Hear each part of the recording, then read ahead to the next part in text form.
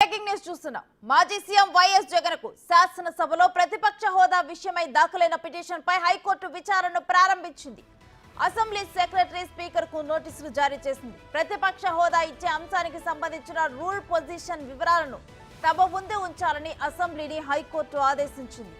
తనకు ప్రతిపక్ష హోదా కల్పించాలని కోరుతూ జగన్ హైకోర్టును ఆశ్రయించారు. తదుపరి విచారణను హైకోర్టు ధర్మాసనం 3 వారాల పాటు వాయిదా వేసింది.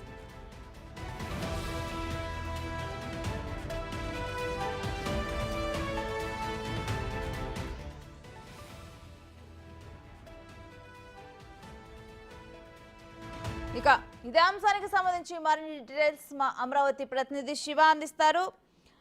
శివ, మాజీ సీఎం జగన్ ప్రతిపక్ష హోదా అంశంపైన ఎటువంటి వాదనలు జరిగాయి?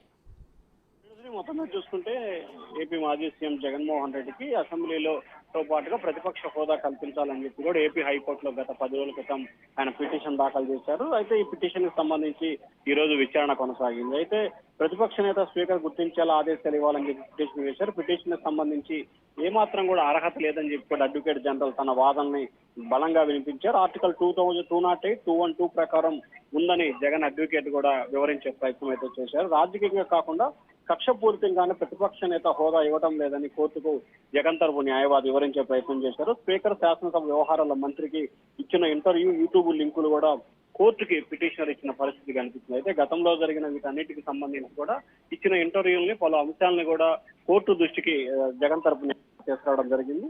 అలాగే ప్రతిపక్ష నేత హోదా ఇవ్వాలని చెప్పి అలా గుర్తించే అవకాశాలు ఉన్నాయా లేవా అనే దానికి సంబంధించి స్పీకర్ జగన్ ఇప్పటికే రిప్రజెంటేషన్ ఇచ్చారని చెప్పి కూడా న్యాయస్థానం ప్రశ్నించింది. దానికి సంబంధించి కూడా ఇచ్చారని చెప్పి కూడా జగన్ తరపు న్యాయవాది కోర్టుకు తెలిపారు. అయితే గత నెల 24నే ఇచ్చారని కోర్టుకి జగన్ తరపు న్యాయవాది చెప్పారు. కానీ ప్రభుత్వం నుంచి కానీ అసెంబ్లీ నుంచి కానీ ఎటువంటి సమాచారం రాలేదని చెప్పి కూడా జగన్ తరపు న్యాయవాది కోర్టుకు చెప్పారు. అయితే ఇది న్యాయపరమైన అంటే అసెంబ్లీ బైలాలకు సంబంధించి ముడిపడి ఉంది. అసెంబ్లీ బైలాల ప్రకారం, అసెంబ్లీ శాసనసభ చట్టం ప్రకారం కూడా శాసనసభలో ఉన్నదానికి 10% ఖచ్చితంగా ఉంటేనే అసెంబ్లీలో ప్రతిపక్ష హోదా వస్తుంది. ఇది గత కొన్ని దశాబ్దాలుగా కొనసాగుతుందని చెప్పి ప్రభుత్వ తరపు న్యాయవాది అయితే వాదనలు వినిపించారు. అయితే అసెంబ్లీ కార్యదర్శి స్పీకర్ కి, అలాగే స్పీకర్ కార్యదర్శికి కూడా దీనికి సంబంధించి సమగ్రమైన వివరాలు, అలాగే అసెంబ్లీకి సంబంధించిన చట్టం, బైలా రికార్డులన్నింటినీ కూడా తమ ముందు ఉంచాలని చెప్పి కూడా హైకోర్టు ఆదేశాలు జారీ చేసింది. తదుపరి విచారణని 3 వారాల పాటు వాయిదా వేస్తూ న్యాయస్థానం తన తీర్పును వెలువరించింది. రేణుశ్రీ.